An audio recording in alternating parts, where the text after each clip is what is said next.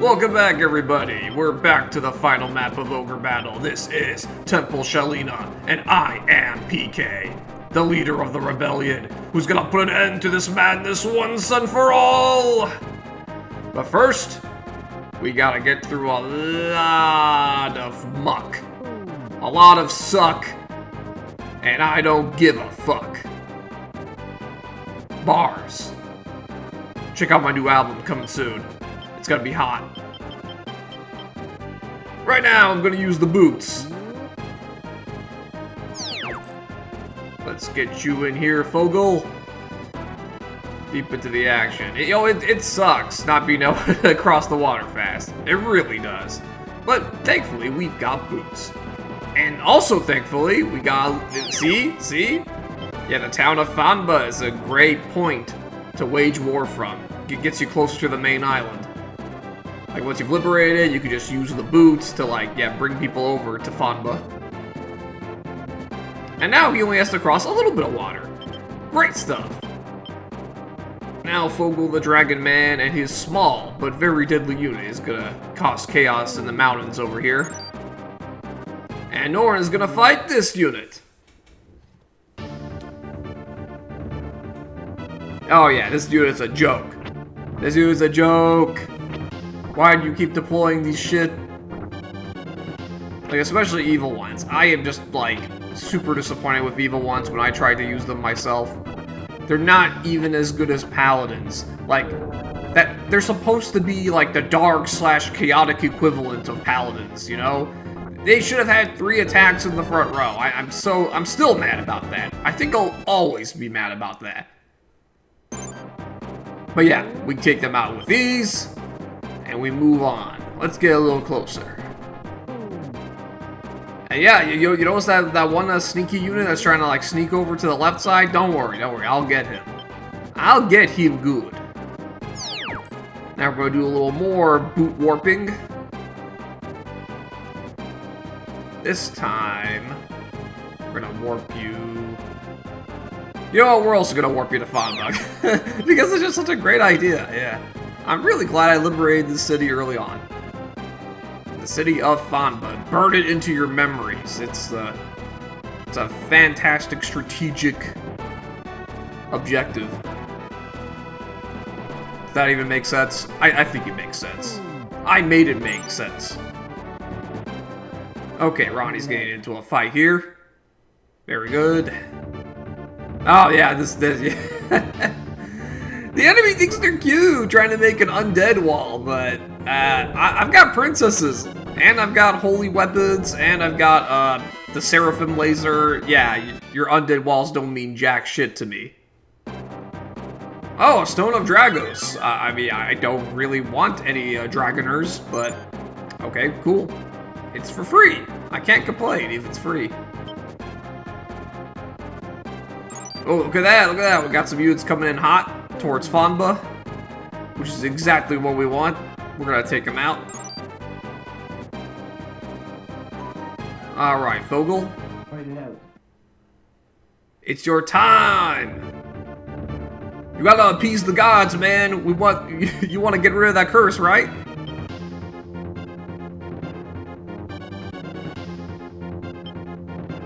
Alright, yeah. This enemy unit here, Titans are actually pretty solid. They are the lawful/holy flavored giant, and they're the best of the giant family. And darkness is quite good against them, so that's why I use the devil. The same applies to the muse, who is a very lawful/holy oriented class as well. And yeah, notice my ninja's holy weapon did not do much damage to the Titan. They have very good light resistance. Oh-ho! Nova weakens them up, and Phantom finishes them off. Yeah, Phantom will also do a lot of damage to these guys. You see, the reason the Gale did so little damage was one, because, well, it's night. Look at that, it's nighttime, and Titans are a very high alignment class. So this is not their time to fight. This is not their time to shine. And the Hangman just sucks. Ah, I hate the Hangman. Why do I keep getting it? I believe that the name of the yeah, we already know. We already know it. He keeps rushing in and getting bodied. You should have just, like, joined my party. You know, I could always use an extra paladin. Okay, let's get it on. Let's get it on. Ooh, 2 platinum dragons. That's actually solid. The Dragoner, you know, sucks, but the dragons are good. Let's debuff their defenses a bit. The Hangman doesn't really do much of a debuff, but it's still something. Yeah, that definitely helped. Yeah, fuck off with your little sword. Okay, this could be painful. Actually, it isn't. Because again, it's nighttime, and they're a high alignment class. But it did do some decent damage to the Salamander, because the Salamander is weak to cold damage. But yeah, Vogel's unit, since they're low alignment, they fight well at night. You don't have to make Vogel a low alignment unit, but he kind of starts with like lowish alignment anyway, if my memory serves correctly. And plus, if you're going to make a unit do combat often, their alignment's just naturally going to get lower due to the way the mechanics work. That's just how the game rolls. You fight too much, you're chaotic. And if you don't fight a lot, or, you know, you only pick battles against, like, the most evil, undead people around, you're lawful. Hey, I didn't make the rules. Alright, let's get some healing on deck. Always bring a healthy stack of healing items with you.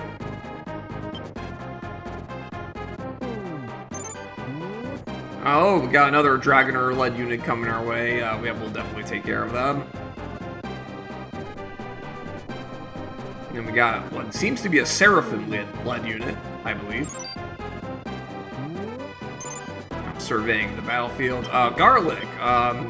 Yeah, go liberate this city. What are you doing there? Get moving. Get moving and get grooving. Speaking of grooving, I definitely want to start playing Wargroove 2 soon. That game's been sitting in my backlog. And I want to get ready for Shadow Mario 41's inevitable sequel campaign. He made one for the first Wargroove game, and I played it.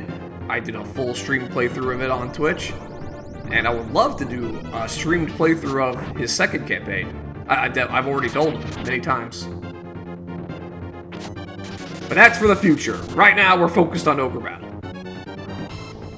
Ogre Battle must be finished before I take on any more projects. I made that clear to myself. The Wargroove stream, that was kind of like a very special intermission, you know. In fact, doing that Wargroove stream was definitely an important part of motivating me to pick up this project again. So yeah, if you really like seeing Let's Play Ogre Battle come back, you gotta thank my Wargroove stream for that. The Wargroove stream definitely gave me, again, it wasn't the only reason, but it was one of the reasons I got the itch to do content creation again.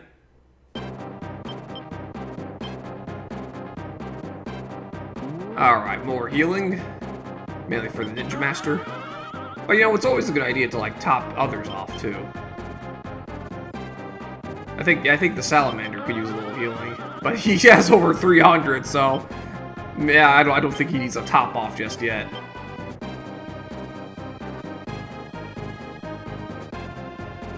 Yeah, let's go deep into that mountain over there. Get a little closer to the action. Alright, Norton's got you covered.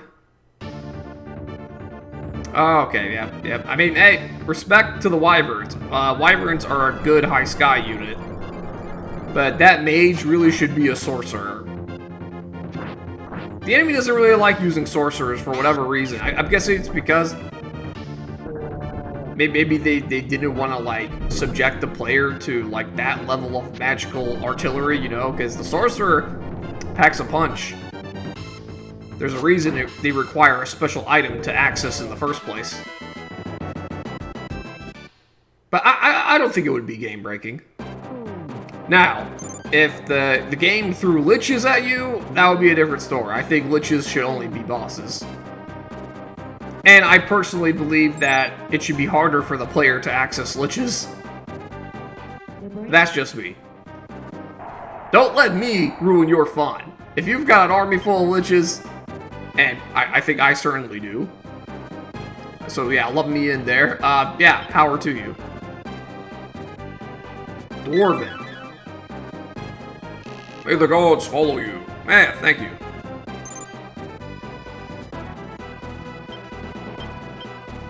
Oh, it's a dwarven sword. Okay, that's nothing special. Nothing special at all. Yeah, and here's the ninja garb. It's nothing special. Mystic Veil, pretty good, but it's not going to replace anything. It's not going to replace any of my equipment at this stage of the game. Yeah, that's the Beast Egg, the Egg of Wonder, the Stone of Dragos. We don't need those at this point in the game either. Those items are like very nice to get early on in the playthrough, especially the Egg of Wonder, because you can get some like rare beast type or even fairy type units.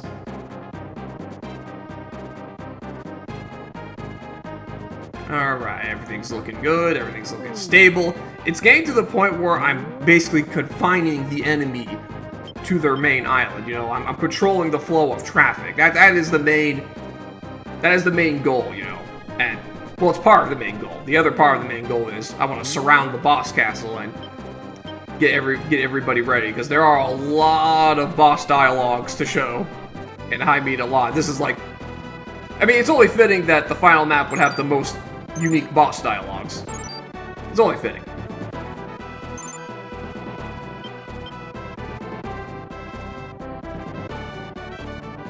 Yeah, you get closer to the action too.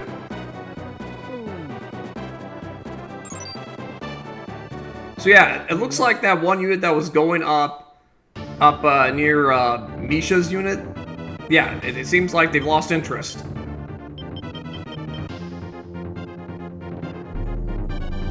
Okay, this enemy unit's kind of interesting, actually. I mean, I wouldn't call it particularly good, but it's not the worst I've seen. Like, Samurai Master, yeah, they get 3 attacks in the front, which is, you know, which is good at this part of the game. In fact, I would say it's the standard at this point in the game for a physical class. And, yeah, the Ayanuki attack, yeah, it's kind of a suicide bomber gimmick. You only get it once, but I guess they could potentially take out a squishy. But yeah, when you're using it on a big ass dragon, you're not you're not getting much done. Look at that. That animation is cool. I always thought that animation was cool, by the way. Samurai Masters are I think the main thing that prevents me from using Samurai Master is that they have worse invisible resistances, you know, those elemental resistances that every class has. In that regard, they are a bit worse than Paladins, although not a lot. It's still a perfectly viable and usable class if you want to use one. I just prefer Paladins for my lawful frontline. Write it out. Alright, let's see what we get here. Oh yeah, this unit. This is a repeat. Yeah, let's put him to sleep. Why not? It's not like this card is gonna be useful.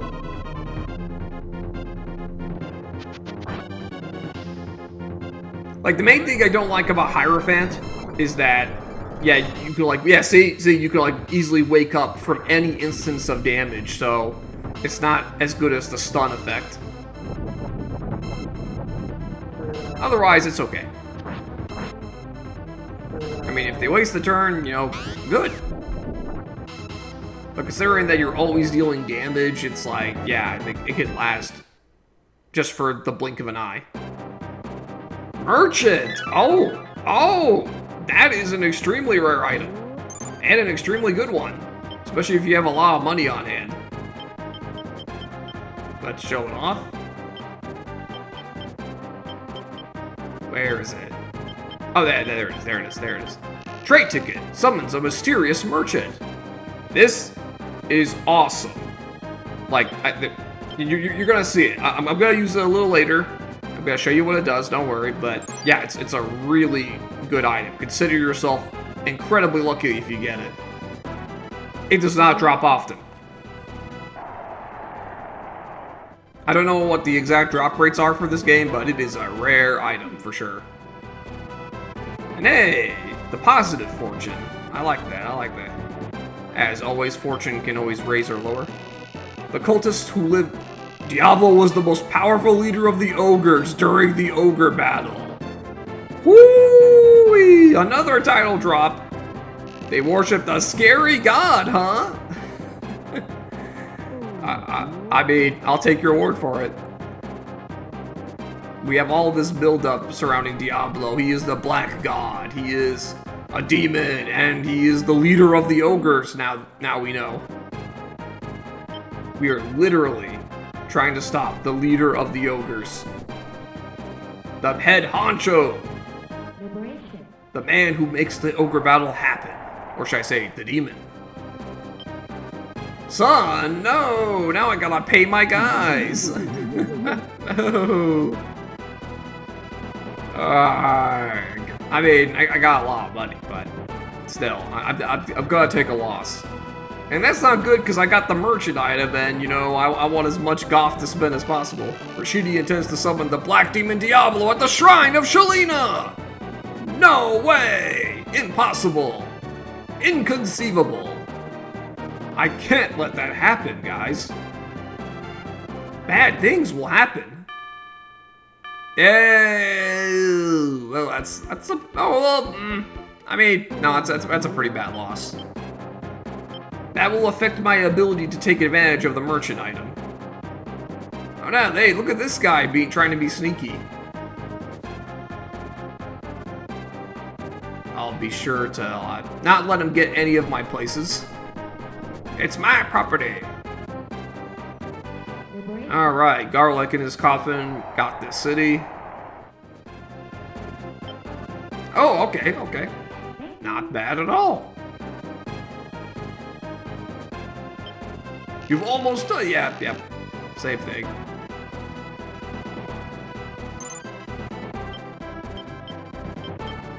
Now let's get the boots to warp Garlic to Fonba. There, now Fonba is absolutely safe. And Pasta. Yeah, Pasta's gonna look for a hidden city over here.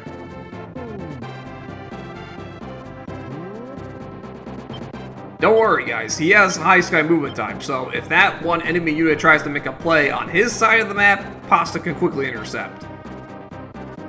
High sky movement type is blazing fast. Meanwhile, the Central Island Force will continue to close in.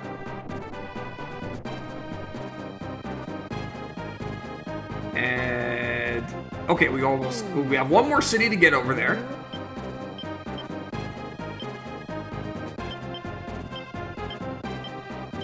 And now let's use the merchant. I'm Anywhere Jack? What do you need? Man, it looks like Anywhere Jack isn't sure about who he is. But anyway, look at this. We got permanent stat boosters. Woo! This is giving me vibes of like those secret shops in the Fire Emblem games. These incredibly rare, expensive stat boosters. You can buy as much as you can take. Yeah. Ooh, let's get 10 intelligence boosters. I'm prioritizing intelligence boosters because intelligence is such an important stat. It governs magic damage, magic defense, magic evasion, magic accuracy. It's important. But I'm definitely gonna get some strength boosters as well. And honestly, HP can be a good idea, especially for your princesses and liches, because they have very shitty HP growth. So I'm gonna get a few HP. And there we go! I spent my goth well. This is basically the last, the last time I'm spending goth in this file. Look at that, intelligence up! For int, I'm definitely prioritizing liches and princesses, and devils too, you know. Devils and seraphim are also good to give this to. You can also give it to your advanced dragons, because they run off intelligence for their back row spells.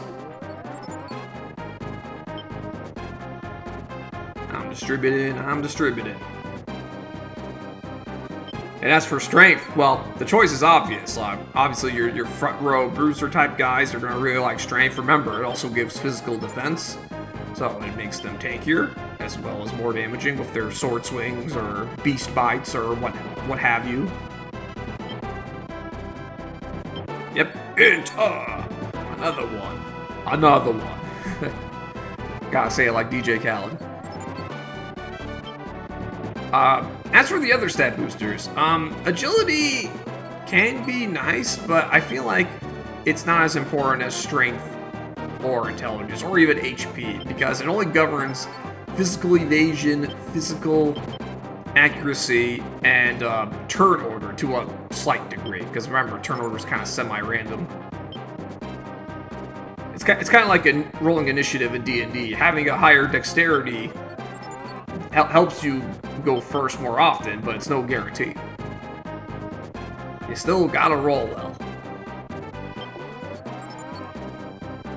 Yeah, we're giving strength boosters too. Yep, and that should be just about all of them. That is all of them. Great. That's the merchant item for you guys. It's very good, and consider yourself blessed if you get it.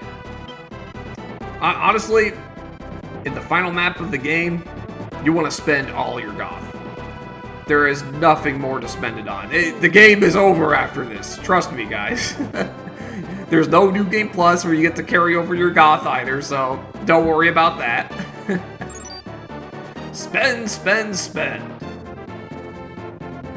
And I'm planning on not to let it go to another payment period, so I'm not I am not paying my units again. We're ending it on this day. I would not be able to afford them. Oh boy. And just as a reminder, when the payment period comes and you don't have enough goth to pay your deployment costs, you have to undeploy units. Like, you'll see them like teleport back to the HQ. And that basically kind of like pays your debt off. You know, like you keep undeploying units until you essentially pay the price you were meant to pay.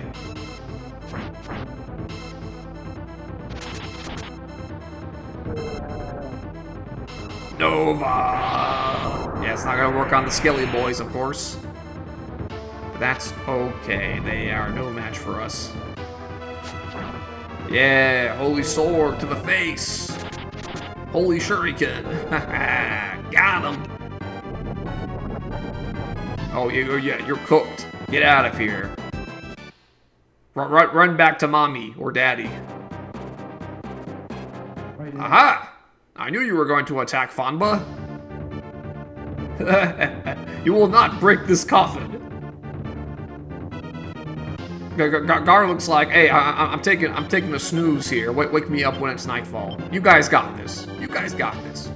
They don't need garlic to beat these chumps. Now, it's time to play the sun card. You wanna know why?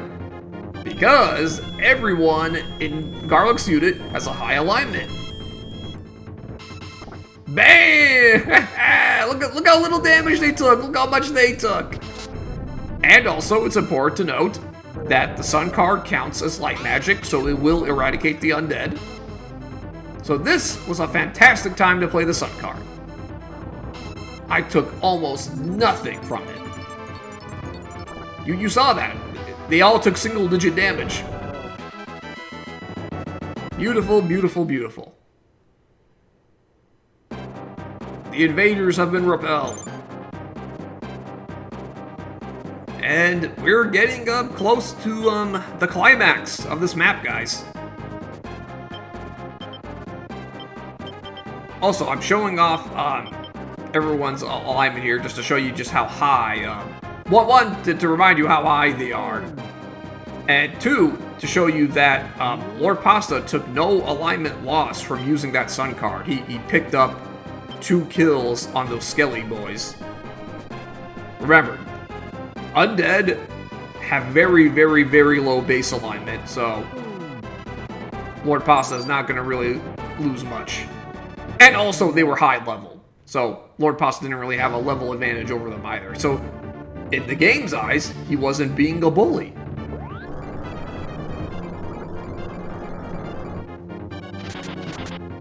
These guys again, ugh. I feel like not commentating just for the duration of this fight, but no, I'm gonna commentate. I'm gonna commentate. Oh, your puny ass Inferno, your puny ass club. Bring the thunder. Oh yeah, Meteor. Get fucked. That is what I like to see.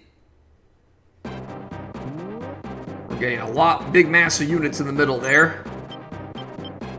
Remember, the enemy will keep on generating enemy units. Like there's some sort of programming trickery going on, where they essentially have infinite units. Like don't try to kill everybody. Just gradually close it on the boss. But do take advantage of the massive amounts of experience on the table. Experience is good. Alright, I'm worried about that temple over there.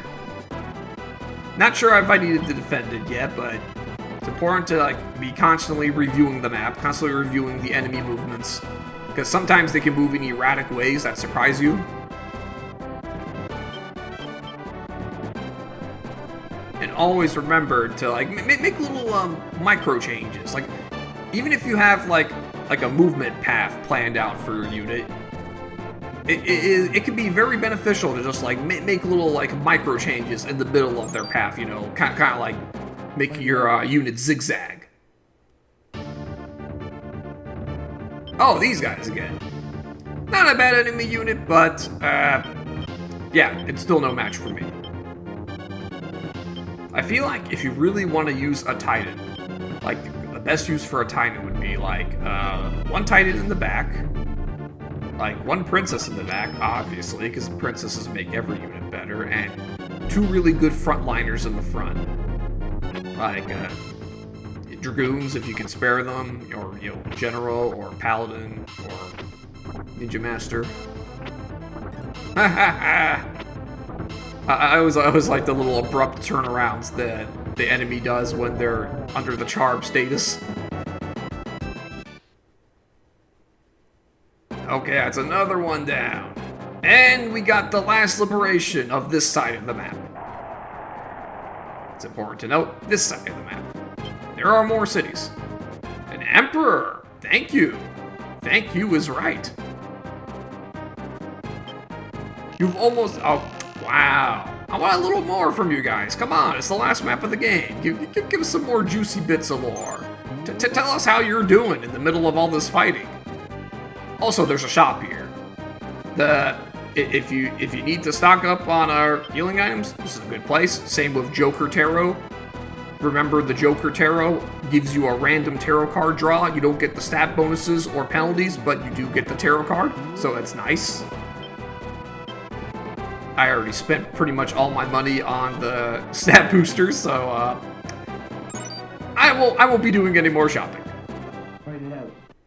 Alright, Aisha. Oh, okay, yeah. 2 Salamanders and a Dragon Master. I believe I fought this unit before, but yeah, Salamanders, great. I have nothing bad to say about them. They're very beefy, and they've got a hit-all spell with the Nova. I really can't shit-talk this class, because I'm using one. What kind of commander would I be if I shit-talked a class I use? Yeah, look how tanky they are. Sheesh. I'm taking a beating. There we go. They're down now. They're down.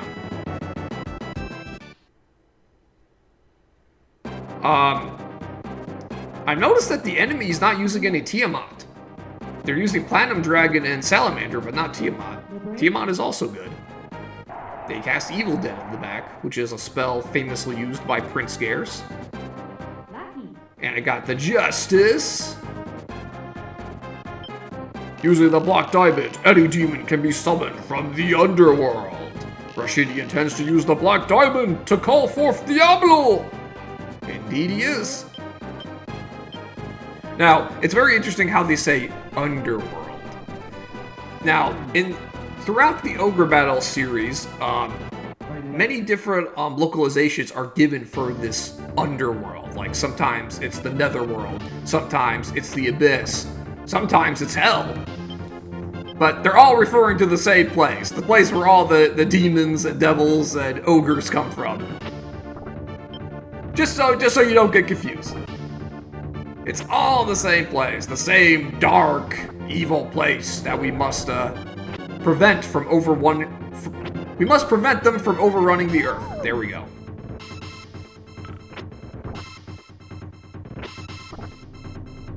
These platinum dragons can take a beating. Yeah, just like those salamanders we fought earlier. But we still get them down. And my princess died. Did you guys see that? Oh no! The yellow skull. I don't like seeing the yellow skull. I want to see the gray skull. Shoutouts to He-Man. Good thing we carry revive, so Aisha is back in the fight. You gotta remember, guys, the Princess and the Lich, very shitty HP growth, so they are vulnerable to getting taken out by like, sustained focus fire. Particularly if it's of the physical variety. Or darkness. Or light, in the case of the Lich. Fight it out. Here we go! I caught you sneaking around, trying to catch my temple. Oh, it's just you. We beat up your buddies earlier, and now you're dead too. Get out of here. I love it. Cleaning up the scraps. That's what we gotta do in this last stretch of the game. Clean up the scraps, take out the big bads. And yes, I said big bads, plural. You know what I'm talking about. This is not going to be a simple one and done final boss fight. Oh no. The game isn't gonna let me off the hook that easy. And we got one more city. And yeah, I did a little edit here because I had to take a pause break in the middle of recording. But yeah, this is the last liberation of the entire map. The city of Danji. Another sun card! Well, I could use it with my high alignment units. Because Rashidi follows the path of evil, he was not able to collect the Zodiac Stones. That's why he tricked the angel Mizal into giving him the Black Diamond. Yep, we already know this. The Black Diamond represents betrayal and destruction! It contains far greater power than even the 12 Zodiac Stones. Does Rashidi intend to use the Black Diamond to rule the underworld? Well, we kind of already know the answer to that. And again, the underworld came up. I was talking about the underworld, aka the netherworld, aka the abyss, aka hell! It is a bad place, and Rashidi, he wants to bring Diablo. Diablo is the big bad. He was the leader of the ogres during the ogre battle. That is a huge deal. This is like taking out the CEO of racism. It's a huge fucking deal. And, yeah, Mizal was tricked. Fight it out. Rashidi got the Black Diamond from her by seducing her. That is a big deal for Yushis. Yushis wants vengeance. And, right, the Zodiac Stones, yeah. Rashidi, because of his, evil nature, was not allowed to collect the Zodiac Stones. Because remember, we had to prove ourselves to the Goddess of Justice in order to collect the Zodiac Stones in the first place. And Rashidi, he was not worthy. We are worthy. Lord Pasta is worthy. That's why we have him. But even so, the Black Diamond is stronger than the Zodiac Stones, and that is how Rashidi is able to call Diablo. But the Zodiac Stones are meaningful because they are objects of divine right, essentially. Like whoever has like the Zodiac Stones is basically seen as like a worthy presence. Like a giant among humans, you know, basically this like perfect heavenly shining hero. So it's important that we gather them. The same applies for the 3 mystic treasures, the Brunhild, the mystic armband, and the Holy Grail, of course. Why does all this matter? It's gonna matter in the ending. I've said it before. And the game doesn't really do much explaining as to why these items matter. This is just me theorizing. Remember, this is not official canon. This is just me using what we've been given in the game to explain it as best I can. Hey, if Yasumi Matsuno wants to, you know, write a tell-all telling the exact significance of every item and every scene and every piece of dialogue in this game, he is welcome to do that. He is the creator. He is the director. He's got the word of God.